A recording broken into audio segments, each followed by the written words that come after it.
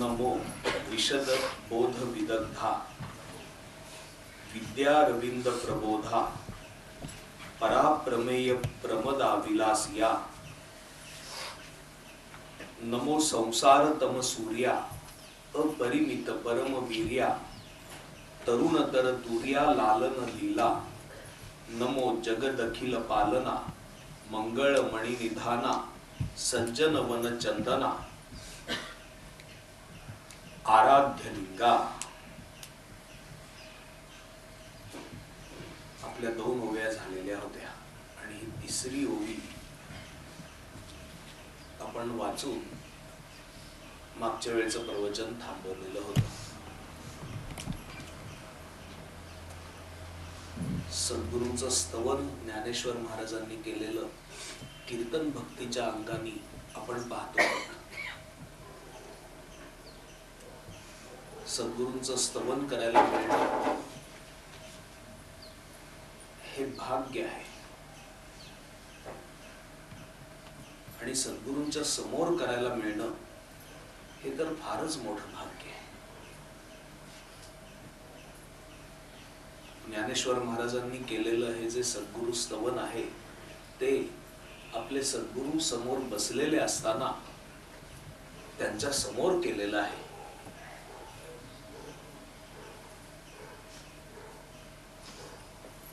सद्गुरूंच्या ठिकाणी त्यांची असणारी अनन्य निष्ठा, प्रेम, भक्ती,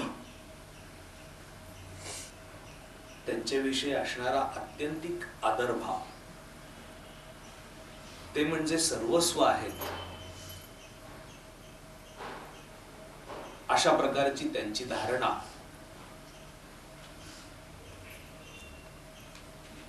या सर्व गोष्टी ज्ञानेश्वर महाराजांनी केलेल्या सद्गुरु स्तवनातून व्यक्त होतात. या सद्गुरु स्तवनातून ज्ञानेश्वर महाराजांनी तत्वतः सद्गुरु तत्वाबद्दल देखील बरंच काही सांगितलेलं आहे.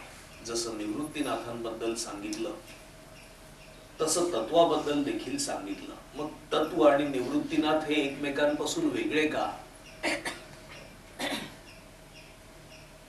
अंतिम परब्रह्माविषयी जे सांगितलं जातं ते आपल्या सद्गुरूंविषयी त्यांनी सांगितलं.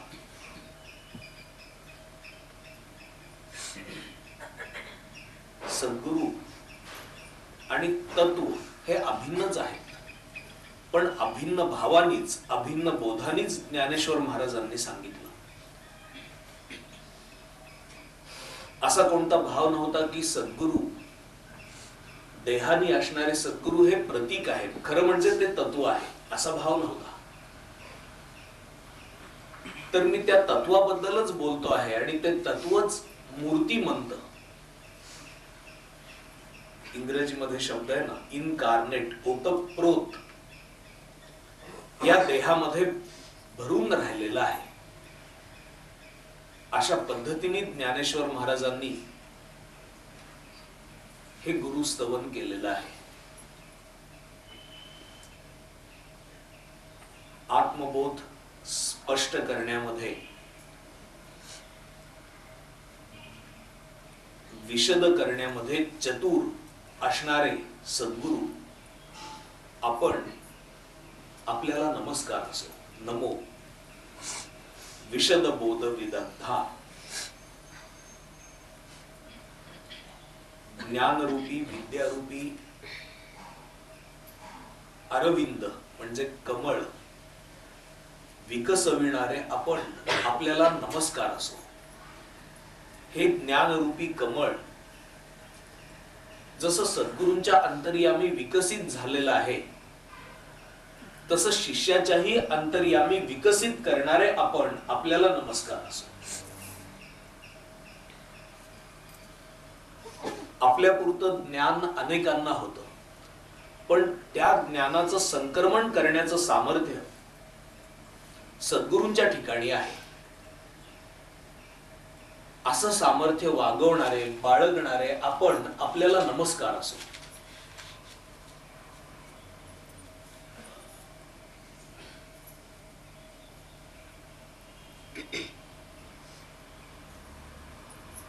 समर्थ असं म्हणतात की प्रबोध शक्तीची अनंत द्वारे राखावी बहुतांची अंतरे,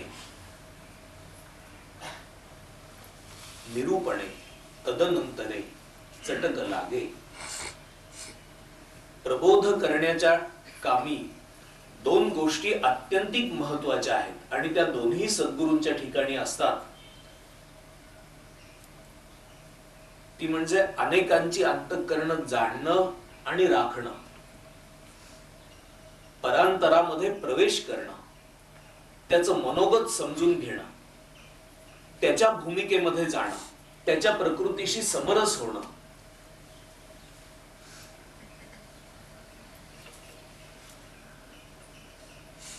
शिष्याला सद्गुरू हे म्हणून जीवाभावाचे वाटतात. तुमची प्रकृती कशीही असो, तुमच्या प्रकृतीशी ते एकरूप होतात. ते विरोध करत नाहीत की तू असा कसा, अशा पद्धतीने विरोध करत नाहीत. त्याच्याऐवजी ते तुमच्या प्रकृतीमध्ये शिरून हळूहळू युक्ती प्रयुक्तीने प्रकृती बदलतील, पण ते तुम्हाला जीवाभावाचे वाटतील.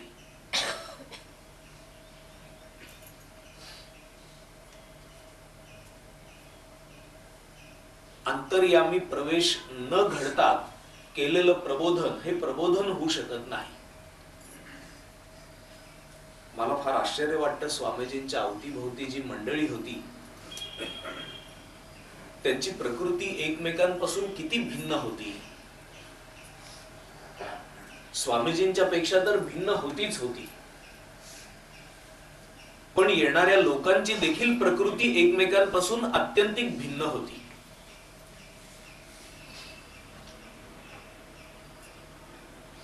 पण प्रत्येकाला स्वामीजी वेळ देत होते आणि प्रत्येकाबरोबर रमत होते. असं कसं होऊ शकत होतं? याचं कारण त्याच्या अंतर्यामी ते प्रवेश करत होते. त्याचं अंतर सुखावलं जात होतं. याच व्यक्ती जर प्रसंगी एकमेकांच्या सन्निध आल्या तर त्यांचं कदाचित जमणार नाही, पण सर्वांचं स्वामीजींशी जमत असे. अशा करता की ते त्यांच्या अंतरी प्रवेश करत होते. कोणी चिकित्सक असतील, कोणी भावुक असतील, कोणी प्रेमळ असतील, कोणी भोळे असतील, कोणी विद्वान असतील, कोणी अभिमानी अहंकारी देखील असतील, कोणी खूप गुणी असतील. पण प्रबोध तेव्हाच होऊ शकतो जेव्हा अशा व्यक्तीच्या अंतर्यामी जाता येतं.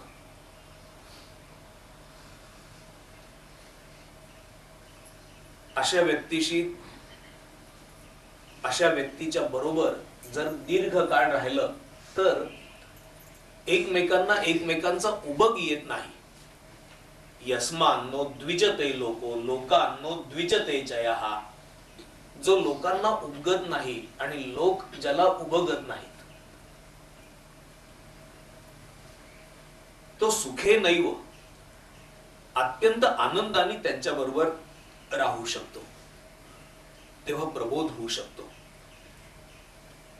हे अंतर्यामी प्रवेशण झालं आणि निरूपणे तदनंतरे चटक लागे. आणि मग अशा व्यक्तीचं निरूपण ऐकत असताना प्रकृती बदलण्याचा प्रयत्न त्या व्यक्ती, संबंधित व्यक्ती करण्याची शक्यता असते. बोलण्यात सारखे चालणे, स्वये करून बोलणे, तयांची वचने प्रमाणे मानिती जनी. जसं बोलतो आहे तसंच करतो आहे, तसंच चालतो आहे. आणि आपण करून मग बोलतो आहे. म्हणजे कित्येक काळ करतो आहे आणि मग बोलायला सुरुवात केलेली आहे असा.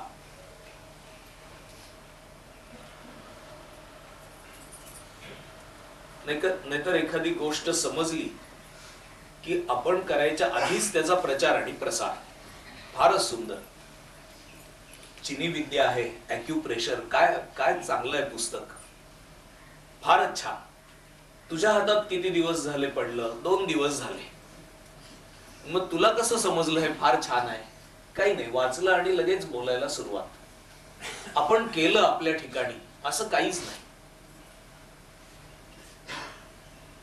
यांनी जे प्रयोग केलेले असतात, हे ज्या साधना सांगत असतात, कैक वर्ष हाताळलेले असतात आणि मग कुठेतरी बाहेर काढतात, मग लोकांना सांगतात, मग लोकांना त्याचा उपयोग होतो. याचं कारण स्वये करून बोलणे, तयांची वचने प्रमाणे मानिती जनी.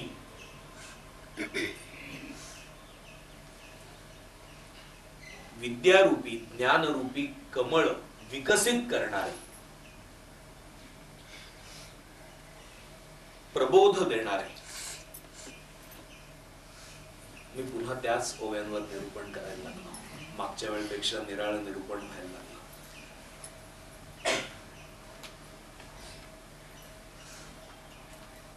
सरळ जी ओवी घ्यायची तीच पाहू. नमो जगद अखिल पालना, मंगळ मणि निधाना, सज्जन वन चंदना, आराध्य लिंगा. अखिल जगताचं पालन करणारे असे आपण आपल्याला नमस्कार असो.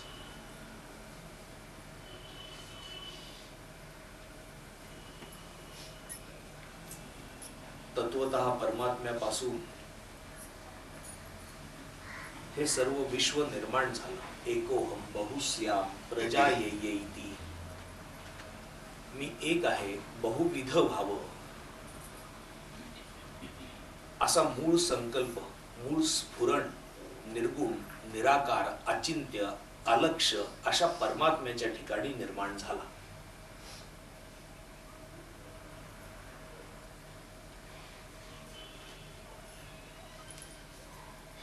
आणि परमात्माच सर्व विश्व बनला. तोच झाड झाला, तोच डोंगर झाला, तोच नद्या झाला, तोच मनुष्य झाला, तोच स्त्री पुरुष झाला, तोच प्राणी मात्र झाला, पक्षी झाला.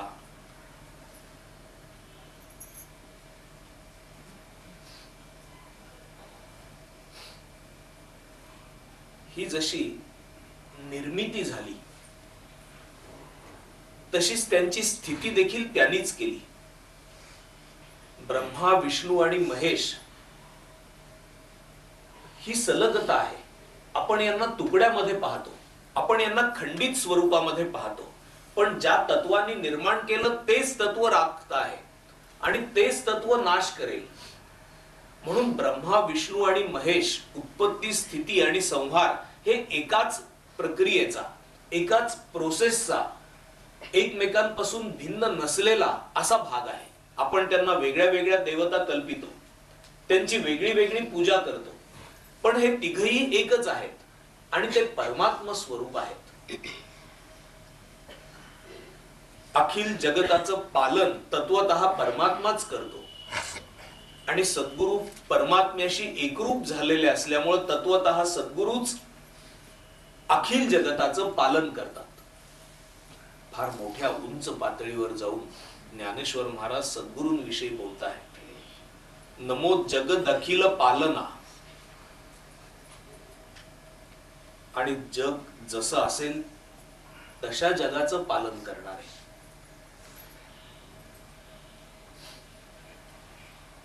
जग सरळ असेलच असं नाही, त्याच्यामध्ये सुष्ट असतील, दुष्ट असतील, अनेक भावाचे, अनेक प्रकृतीचे, अनेक आवडीचे. पुढे 11व्या अध्यायामध्ये जेव्हा विश्वरूप दाखवलं तेव्हा कशा पद्धतीने निर्माण झालेलं जग आहे त्याचं एकत्रित दर्शन अर्जुनाने घेतलं. अशा सर्व जगताचं पालन करणार. नमो जगद अखिल पालना, मंगळमणी निधाना. मंगळ म्हणजे कल्याण,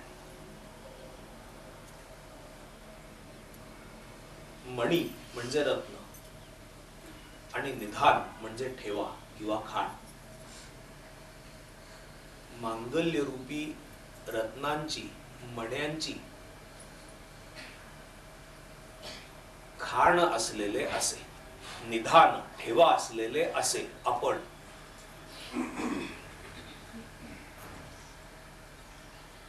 ज्यांच्यापाशी गेलं की फक्त एकच व्यक्ती आपल्याला भेटलेली अशी असते की जी आपलं कायम मंगल इच्छिते, कल्याणच इच्छिते, अकल्याण कधीही इच्छित नाही.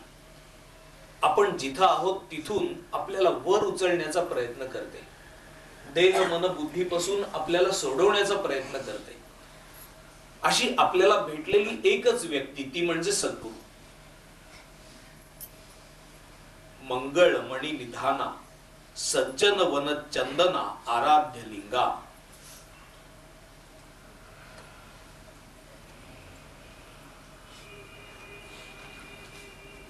सज्जन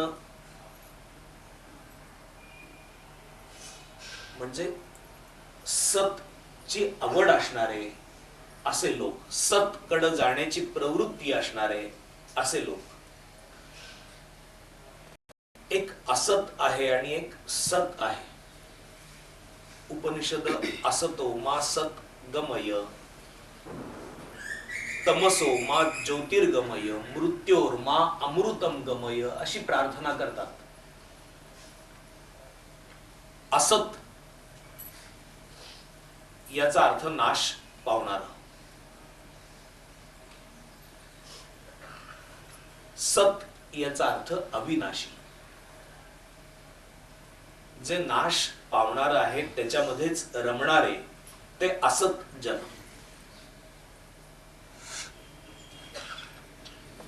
जे विषय आहेत इंद्रियांचे ते सर्व नाश पावणारे आहेत, पण त्या विषयांमध्येच रममाण होणारे हे असतामध्ये रममाण होणारे असत जन. आणि या उपाधी माझी गुप्त चैतन्य असे सर्वगत ते तत्वज्ञ संत स्वीकारिती. या असतामध्येच एक सत तत्व भरून राहिलेलं आहे. सर्वच असत नाहीये, तर असत आहे त्याच्या अंतर्यामी, त्याच्या बुडाशी, त्याच्या मूलस्थानी सत तत्व भरून राहिलेलं आहे. त्या असताला खरा आधार सतचा आहे, पण असत ज्या स्वरूपामध्ये आपल्याला दिसतं आणि भुरळ पाडतं ते आपल्याला सत पासून बाजूला घेऊन जातं, म्हणून ते असत. एरवी असत देखील सत पासूनच झालेलं आहे, पण आमच्या इंद्रियांना भुरळ पाडतं आणि परमात्म्यापेक्षा वेगळं असं जे काही असेल त्याच्यामध्ये आम्हाला रमवतं, आणि जे सत असेल ते परमात्म्याकडे घेऊन जातं. म्हणून बुडाशी असणार सर्व जगताच्या विश्वाच्या असतच्या देखील बुडाशी असणार अविनाशी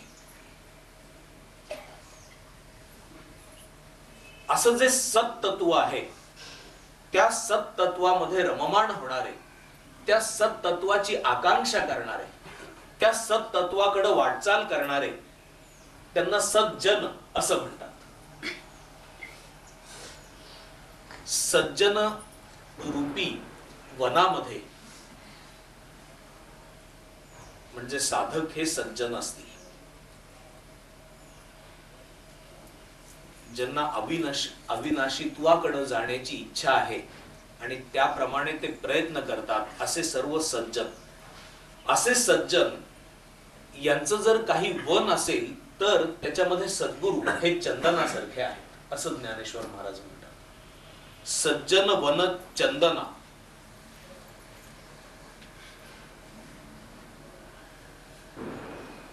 म्हणजे सद्गुरूंचं वैशिष्ट्य हे अशा सज्जन रूपी वनामध्ये देखील चंदनाप्रमाणे उठून दिसणार असं असेल. आराध्य लिंगा.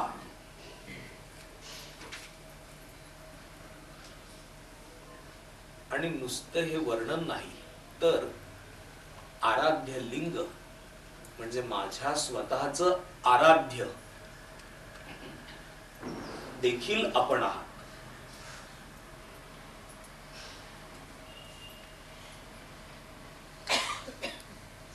नुसतं ग्रेट ग्रेट नाही, तुम्ही किती ग्रेट असं नाही, तर माझे आराध्य देखील तुम्ही आहात. तुम्ही किती ग्रेट याच्यामध्ये असा एक भाव असतो की तुमचे तुम्ही आणि आमचे आम्ही. तुम्ही ग्रेट, पण जो ग्रेट आहे तर त्याला मी देखील नमणारा आहे, मी पूजणारा आहे. माझं ते आराध्य दैवत आहे असा त्याच्यामध्ये भाव. नमो जगद अखिल पालना मंगळमणी निधाना सज्जन वन चंदना आराध्य लिंगा नमो. नमस्कार असो. चतुर चित्त चकोर चंद्रा या उभ्या अशा आहेत की या जर नुसत्या वाचल्या तर सगळं मराठी असून काही कळत नाही. ज्ञानेश्वर महाराजांनी काय खासियत त्यांची आहे काही कळायला मार्ग नाही. नुसत्या ओव्या वाचल्या. नमो विशद बोध विदग्धा विद्या रविंद प्रबोधा पराप्रमेय प्रमदा विलास या नमो संसार तम सूर्या अपरिमित परमवीर्या तरुण तर तुर्या लालन लीला नमो जगद अखिल पालना मंगळमणी विधाना. समजते काही? सज्जन वन चंदना आराध्य लिंगा. तुम्ही इथं येता आणि याचा अंतरंग तुम्हाला समजले म्हणून तुम्हाला गोड वाटतं. तुम्ही हे कधी ना कधीतरी ऐकलेलं आहे, या भाषेचे संस्कार तुमच्यावर आहेत म्हणून गोड वाटतंय.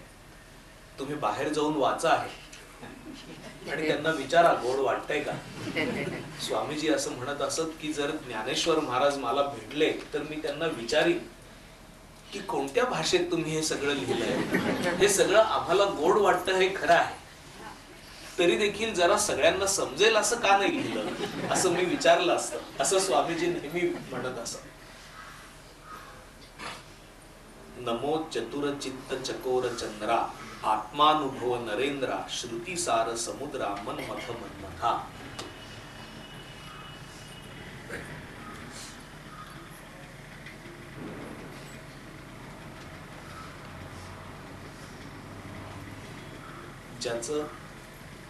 ज्याच्या चित्तामध्ये चतुराई आहे,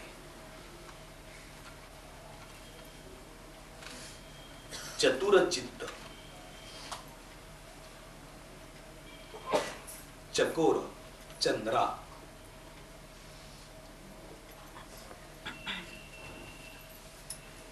चतुर चित्त रूपी चकोरांना चंद्राप्रमाणे असणारे असे. कारण तो चकोर फक्त चंद्र किरणांचा चारा घेतो. तो चतुर आहे. चंद्र किरणामधून स्त्रवणारं जे अमृत आहे त्याचंच तो सेवन करतो. हा एक कवी कल्पनेतला पक्षी आहे.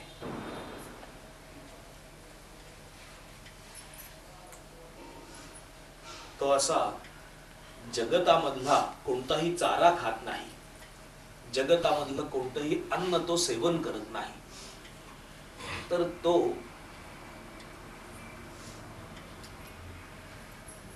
थेट चंद्र किरणांचा चारा घेतो, त्याचंच फक्त सेवन करतो.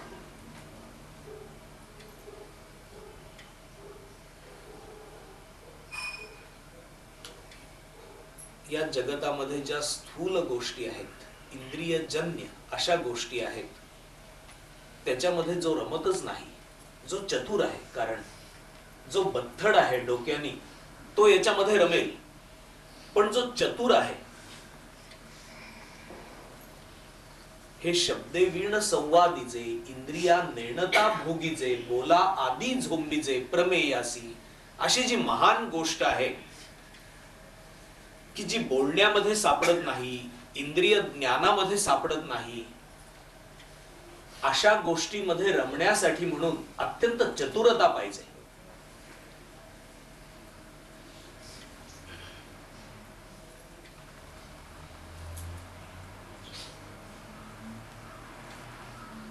ज्यांचं चित्त अशा रीतीने चतुर आहे आणि अनात्म वर्ग नीर सांडूनी आत्मरसाचे क्षीर चरताती जे सविचार राजहंस, असं ज्ञानेश्वर महाराज म्हणतात.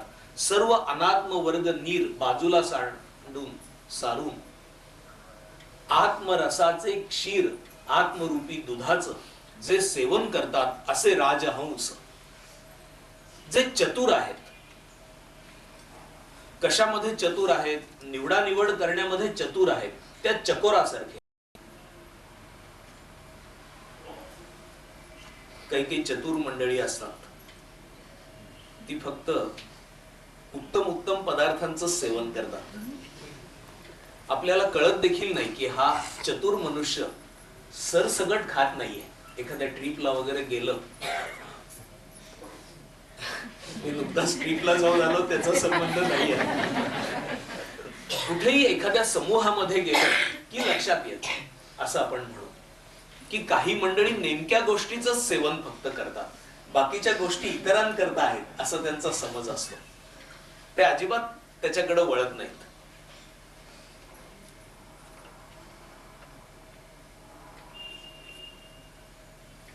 ही चतुराई नव्हे, हा आपमतलबीपणा आहे.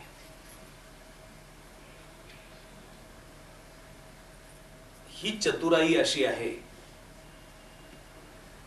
की जन्माला आल्यानंतर आपलं हित कशात आहे तीच गोष्ट आत्मसात करणं.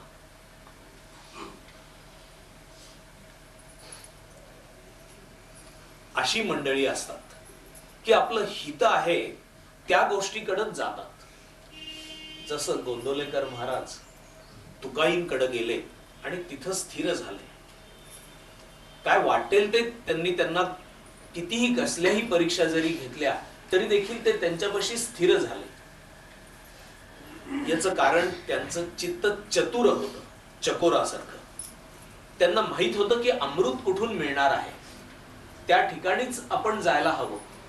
चंद्रामृत जे आहे, चंद्रापासून स्त्रवणारं अमृत, त्याच्यामध्येच आपल्याला रमायचं आहे, आपल्याला त्याचंच सेवन करायचं आहे. असे नमो चतुर चित्त, असे महाराजांसारखे चतुर चित्त असणारे त्यांना जे चंद्रासारखे असावेत असे, म्हणजे जसे तुकाई होते तसे, असे सद्गुरु नमो चतुर चित्त चकोर चंद्रा आत्मानुभव नरेंद्रा, असे चतुर चित्त असणारे देखील ज्यांच्यामध्ये रमतात असे सद्गुरु आपण आपल्याला नमस्कार असो. आत्मानुभवामध्ये जे नरेंद्रासारखे असतात, म्हणजे राजासारखे असतात, संपूर्ण आत्मानुभव त्यांना आत्मसात असतो, त्यांच्या माहितीचा असतो, परिचयाचा असतो. श्रुतिसार समुद्रा मनमथ मनमथा. श्रुती म्हणजे उपनिषद,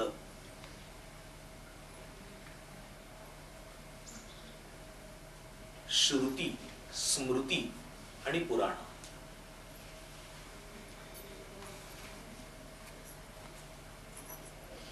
त्याच्यात स्मृती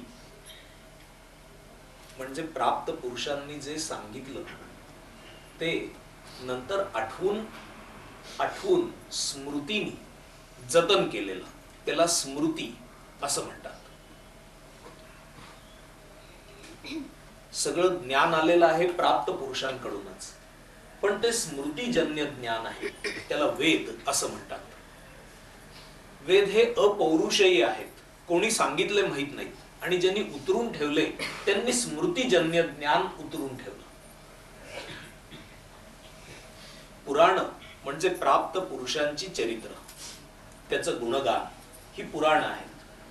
भक्तांच्या कथा आहेत, भगवंताच्या कथा आहेत, ही पुराण आहेत. आणि श्रुती म्हणजे सद्गुरूंकडून जे ऐकलेलं आहे ते लगेच लिहून ठेवलेलं, जे जसं ऐकलं तसं, याला श्रुती असं म्हणतात. श्रुती, स्मृती आणि पुराण यांच्यामध्ये श्रुतीला अत्यंत महत्व आहे, उपनिषदांना अत्यंत महत्व आहे, वेदांना तितकं महत्व नाही. म्हणून वेदांच्या बाबत संतांनी थोडीशी अनास्था देखील प्रसंगी दाखवलेली आहे. प्रसंगी, सर्वस्वी नव्हे.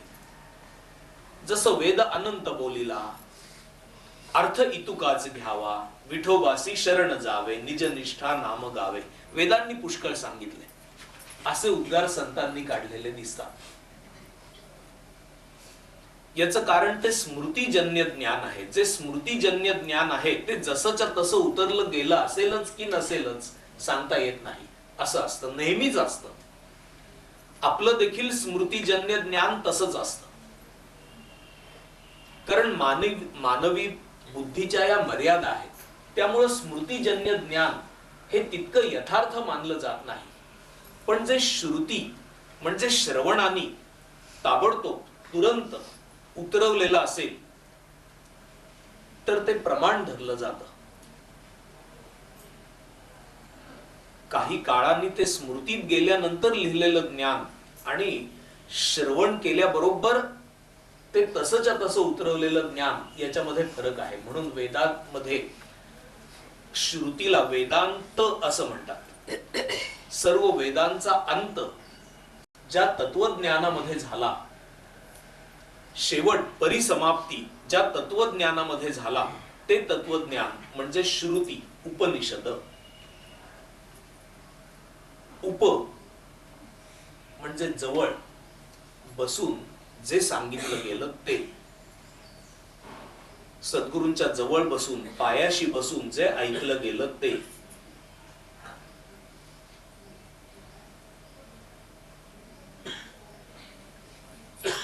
अशा उपनिषदांचं सार समुद्र असे आपण आहात, असं सद्गुरूंना ज्ञानेश्वर महाराज म्हणतायत. श्रुती सार समुद्रा, मनमथ मनमथा. मदनाचा गर्व हरण करणारे असे आपण आपल्याला नमस्कार असो. आपली छाती दडपते. मदनाचा गर्व हरण केला, कारण मदन हा देखील कवी कल्पनेतला एक मनुष्य किंवा त्या काळी कदाचित घडलाही असेल. सर्वात विश्वामध्ये असणारा सर्वात सुंदर पुरुष म्हणजे मदन. ज्याच्या पलीकडे सौंदर्य असू शकत नाही पुरुषाचं, त्याला मदन असं म्हणतात. या मदनाची सगळी मातब्बरी देहबुद्धीवर अशी आधारित आहे. देहबुद्धीच्या पलीकडं याची गती नाही, याची मती नाही आणि याचं रहाटणं नाही. त्याच्या निर्मितीमध्येच ही मर्यादा आहे. आणि देहबुद्धीच्या पलीकडं असणारी गोष्ट सद्गुरू सांगत असल्यामुळं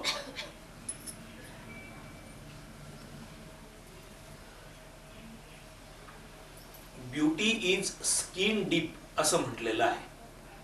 सौंदर्याची खोली किती तर त्वचे एवढी, वरवरची. सौंदर्य हे कधी सखोल असू शकत नाही.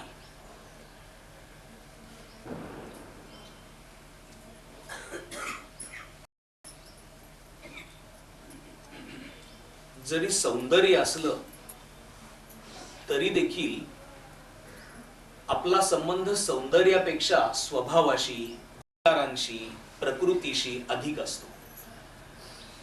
त्यामुळे सौंदर्य हे तात्पुरतं, वरवरचं असं असतं. ती व्यक्ती जर तिरस्कार करणारी असेल तर,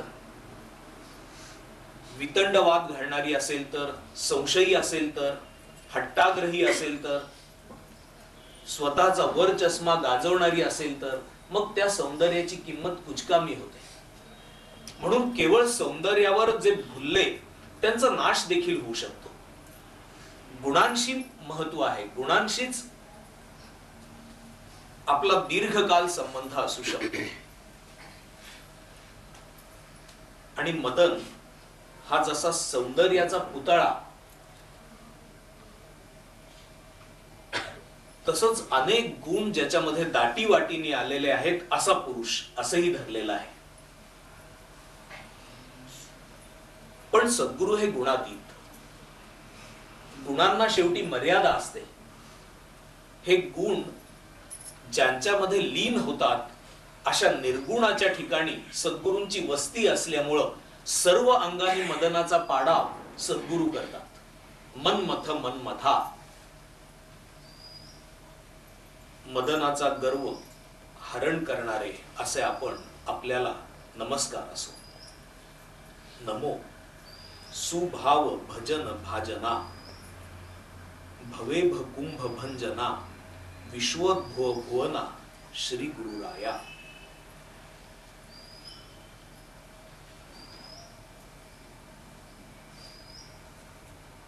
सुभाव भजन म्हणजे अतिशय उत्तम अशा भावाने. काही लोकांकडे फार उत्तम भाव असतो, म्हणजे आपण पाहिलेले असतात अथवा नसतात, पण अतिशय भाविक. आणि तो भाव देखील सुभाव म्हणजे शास्त्राला संमत, ज्याच्यामध्ये गोडवा आहे असा, जो भाव विलोभनीय असतो असा,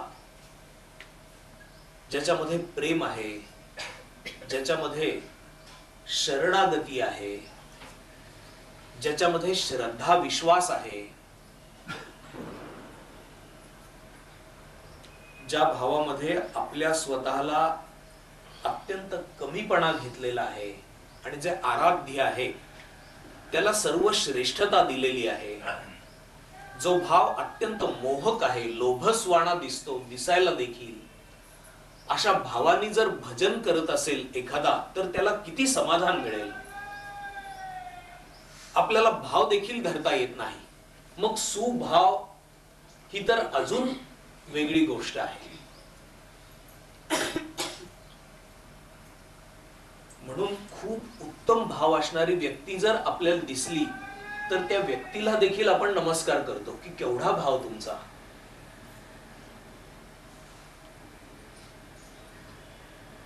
आपण गोंधळून जातो, गडबडून जातो. इतका भाव असू शकतो, इतकं प्रेम असू शकतं, इतकी श्रद्धा असू शकते, इतकं मार्दव असू शकतं. त्यामुळे तीच व्यक्ती आपल्याला पूज्य वाटायला लागते.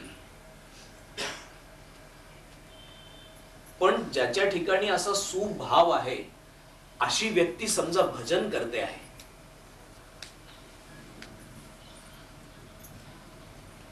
तर अशी व्यक्ती कोणाचं भजन करेल? त्याला अशा भजनाकरता भज्य, ज्याचं भजन करायला योग्य अशी व्यक्ती कोण असू शकेल? तर सद्गुरू आपण आहात असं ज्ञानेश्वर महाराज म्हणतात. नमो सुभाव भजन भाजना.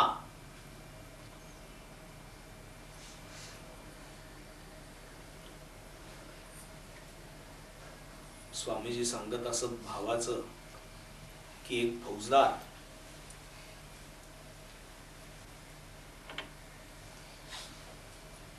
सोळं नेसून देवघरामध्ये पूजा करत होता. आणि पूजा करत असताना चौकीवरून 2 हवालदार आले आणि त्यांनी सांगितलं की काल लॉकअप मध्ये टाकलेला तो माणूस कबूल होत नाहीये. रात्रभर आम्ही प्रयत्न केले. त्यांनी प्रथम 2 शिव्या हासडल्या, कबूल होत नाहीये अजून. मग आपल्या जानव्याला तो बाळकृष्ण आहे तो बांधून असा उलटा धरला आणि पळी बाळकृष्णाच्या डोक्यात मारली. म्हणाले असं करा, म्हणाले म्हणजे बरोबर कबूल होईल. हे काही भाव आहे का? चाललीये पूजा म्हणजे हे टोक कोणतं? आणि सुभाव भजन भाजना ही गोष्ट कुठं? असा सुभाव ज्याच्या ठिकाणी आहे अशा व्यक्तीने केलेलं भजन आणि या भजनाकरता योग्य असणारी अशी व्यक्ती म्हणजे सुपरलेटिव्ह डिग्री आहे. नमो सुभाव भजन भाजना, भवेभ कुंभ भंजना.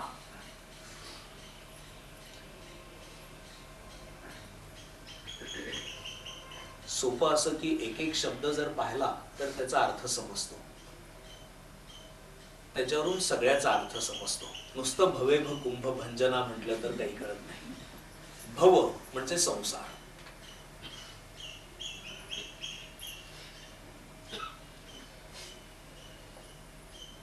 भवेभ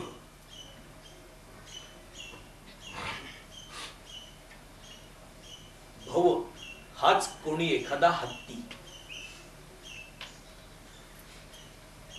कुंभ म्हणजे आपल्या समोर मडकं उभं राहतं, पण हत्ती असल्यामुळे मग त्याचं गंडस्थ. ज्ञानेश्वर महाराज लिहित आहेत, भवेभ कुंभ भंजना, मदोन्मत्त अशा संसार रूपी हत्तीच्या गंडस्थलाचं भंजन करणारे, गंडस्थल फोडणारे असे आपण, म्हणजे संसाराची सर्व मातब्बरी संपवणारे असे आपण. भवेभ कुंभ भंजना विश्वोद्भुव भुवना श्री गुरुराया. विश्व उद्भव भुवना,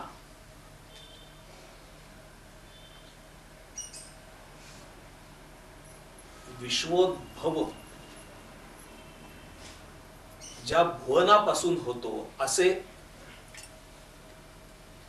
आपण, ज्या घरापासून होतो, ज्या ठिकाणापासून होतो असे आपण मूल तत्व. श्री गुरुराया तुम्हाला नमस्कार असो. तुमचा अनुग्रहो गणेशू जै दे आपुला सौरसू, तै सारस्वती प्रवेशू बाळकाही आधी. तुमचा अनुग्रह रूपी गणेश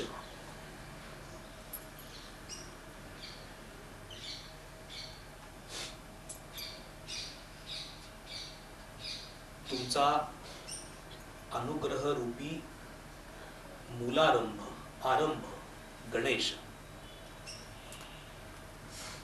जै दे आपुला सौरसू, जेव्हा आपला सामर्थ्य रूपी प्रसाद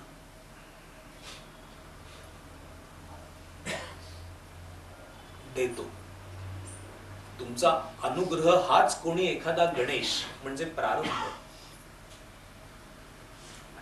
हा प्रारंभ हाच कोणी एखादा आल्हाददायक सामर्थ्यशाली असा प्रसाद. तै तेव्हा सारस्वती म्हणजे वाङ्मयामध्ये आणि शास्त्रामध्ये, शास्त्र आणि वाङ्मय मिळून सारस्वत होत. तै सारस्वती प्रवेशू बाळकाही आधी.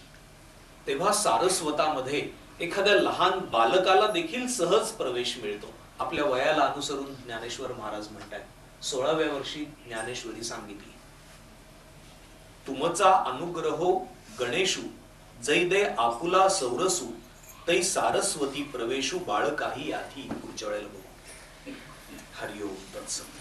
विठ्ठल विठ्ठल विठ्ठल.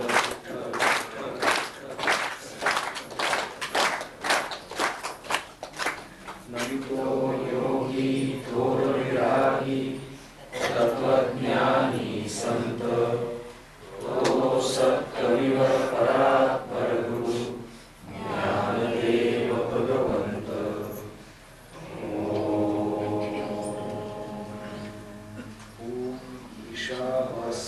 इदं सर्वं यत्किंच जगत्यां जगत् तेन त्यक्तेन भुञ्जीथाः मा पृथक् कस्य स्विद्धम्. ॐ शान्ति शान्ति शान्ति.